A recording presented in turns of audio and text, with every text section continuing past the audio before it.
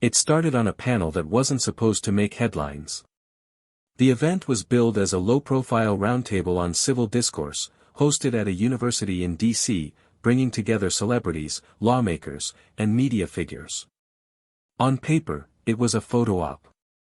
But once Rosie O'Donnell took the mic, it took a sharp turn. Rosie, known for her brash commentary, had been trading light political barbs with Representative Jasmine Crockett, who had maintained a calm and confident demeanor throughout. But the mood shifted when Rosie leaned forward, gave a theatrical eye roll, and said, "Look, Jasmine.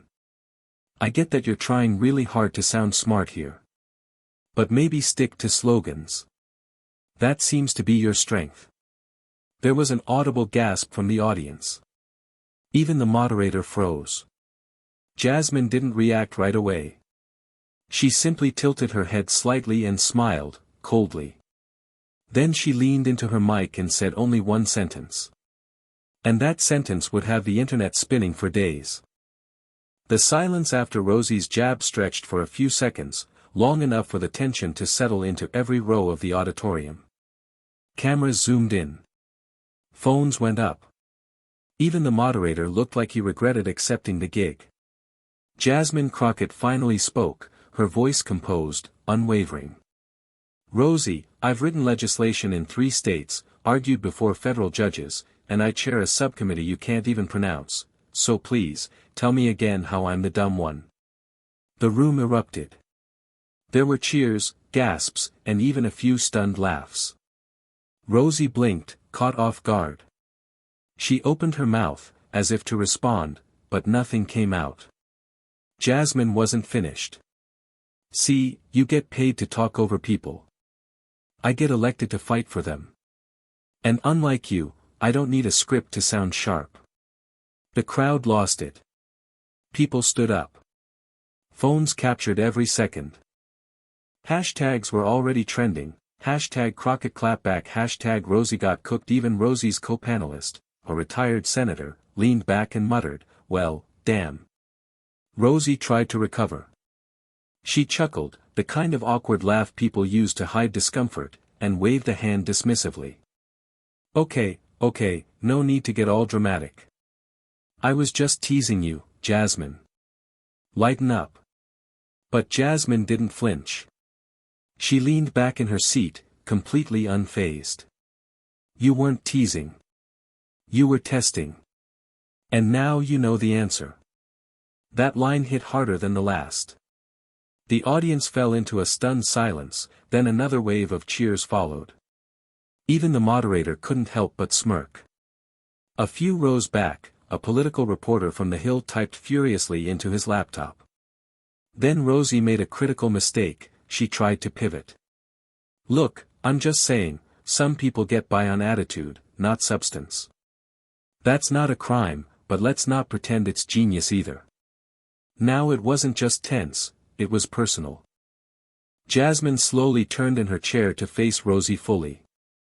The cameras zoomed in again. "Rosie, I wrote a 72-page criminal justice reform bill while you were tweeting conspiracy theories from your couch. Let's not confuse volume with value." Gasps. Applause. Another mic drop moment. The moderator leaned in. "Would either of you like to respond, respectfully?" Jasmine gave a slight nod. "Rosie?" She just adjusted her jacket, glanced at the floor, and stayed silent. The panel was only halfway through, but the dynamic had completely shifted. Rosie, who had entered the room as the loudest voice, now sat noticeably quieter. Her smirk was gone, replaced by a tight, unreadable expression. Meanwhile, Jasmine Crockett had the floor, and the audience. The moderator attempted to steer the conversation back to policy, but the crowd wasn't letting go of the firestorm that had just unfolded. One student from the audience stood up during the Q&A and asked, "Congresswoman Crockett, how do you stay so composed when people try to belittle your intelligence?" Jasmine's reply was calm, but piercing. "When you grow up being underestimated, you learn early that silence can be louder than shouting. And when you do the work, really do the work, you stop needing to prove yourself to anyone who's already decided not to see you." The applause was long and heartfelt. Rosie shifted uncomfortably but remained quiet. Cameras panned to her face, and Twitter was already flooded with stills captioned, "Rosie realizing she picked the wrong fight today."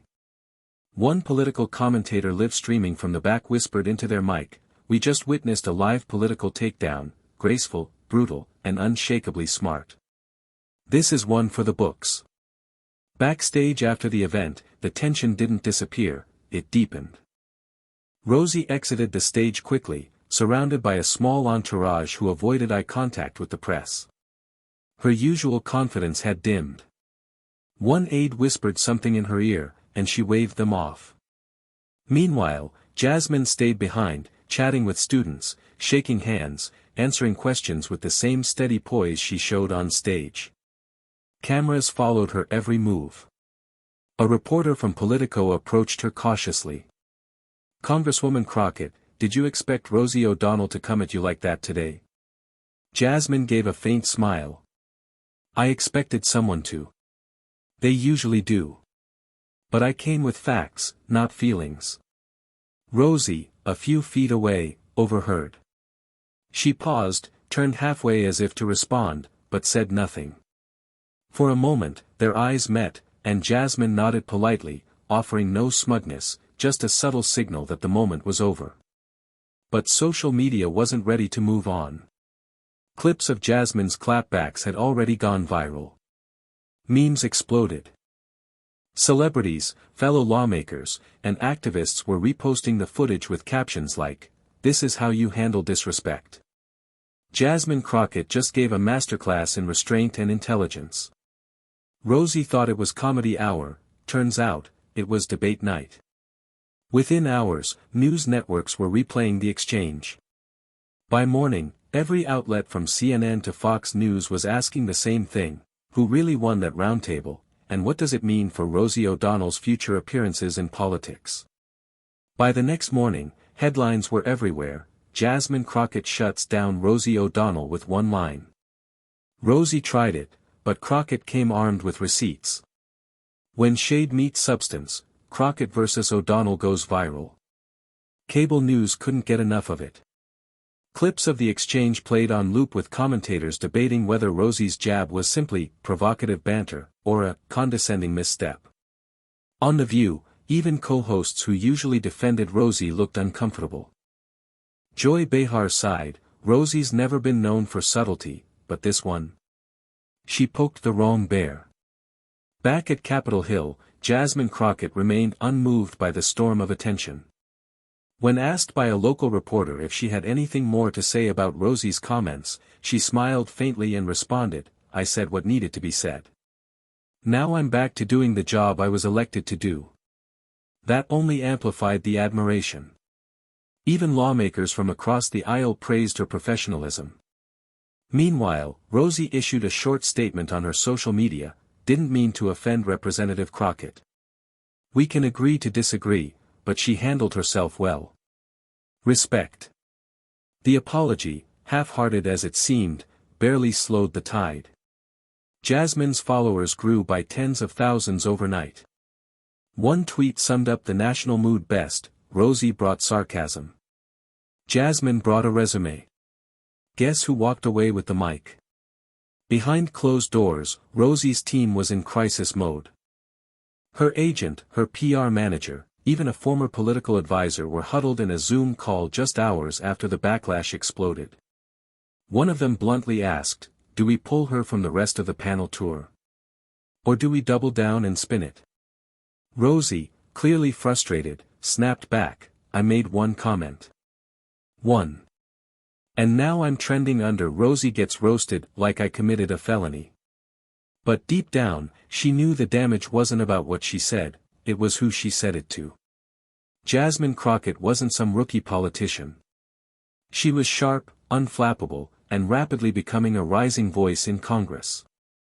Meanwhile, Jasmine was being invited onto every major show. MSNBC. CBS Mornings. Even The Daily Show sent a request. When she appeared on CNN that night, the anchor asked, "Congresswoman, what do you say to those who felt Rosie's comment reflected something deeper, maybe a discomfort with women like you holding power. Jasmine paused, then answered carefully. I don't think it's about Rosie, personally. It's about a habit in this country, assuming confidence is arrogance, and passion is ignorance, especially when it comes from women who look like me. The studio went silent. Then the anchor leaned in and said, well, America's listening now. By the end of the week, Jasmine Crockett had done more than go viral. She had stepped into a national spotlight that wasn't fading anytime soon. Major editorial pieces began popping up. Crockett didn't just clap back, she set a new standard for political grace under fire. The Atlantic, Rosie met her match, when entertainment collides with experience. Washington Post, the age of loud versus the age of prepared. Politico, in those same circles, Rosie was noticeably quiet.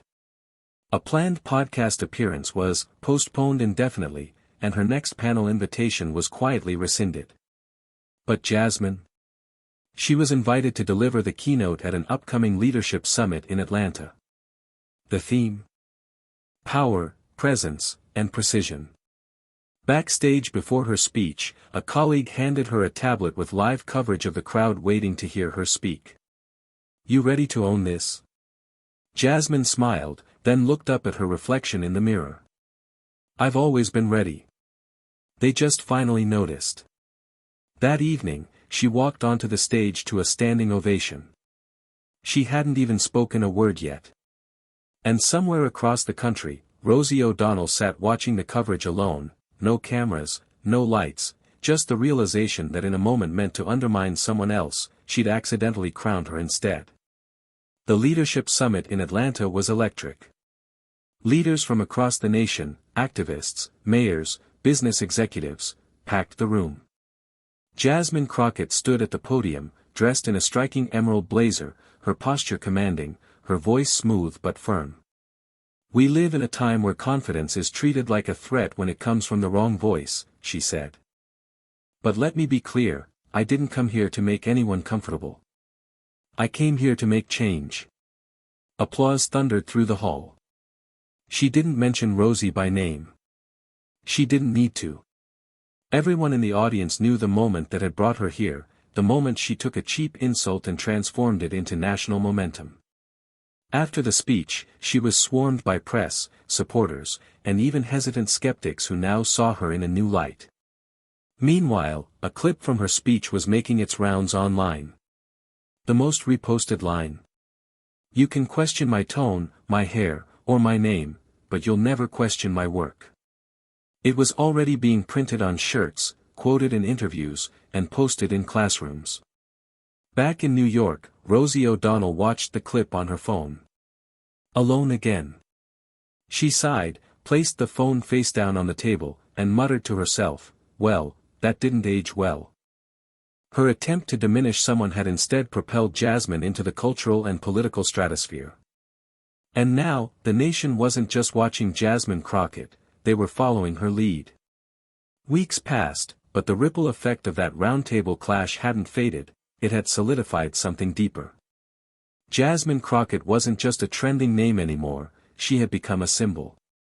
Her measured composure, razor-sharp clarity, and refusal to stoop to personal attacks resonated far beyond the political world. Educators quoted her. Young leaders studied her. Veteran politicians took notice. She was invited to collaborate on a bipartisan initiative focused on political discourse and media accountability, an ironic twist, considering how it all began. As for Rosie O'Donnell, she issued a longer, more thoughtful statement weeks later. I crossed a line that I shouldn't have. Not because Jasmine Crockett demanded respect, but because she had already earned it, and I failed to see it. The apology was met with a mix of skepticism and acceptance. But Jasmine? She never responded publicly to it. When asked about Rosie in a later interview, Jasmine simply said, some people throw shade. Others plant trees. That line went instantly viral. By the time the next congressional session opened, Jasmine's name was already being whispered for higher office. She hadn't just survived an insult, she had outgrown it, outpaced it, and turned it into fuel. And in doing so, she reminded America of something critical: you don't have to shout to be heard. You don't have to fight to win. Sometimes, all it takes is showing up prepared, and letting the truth do the talking.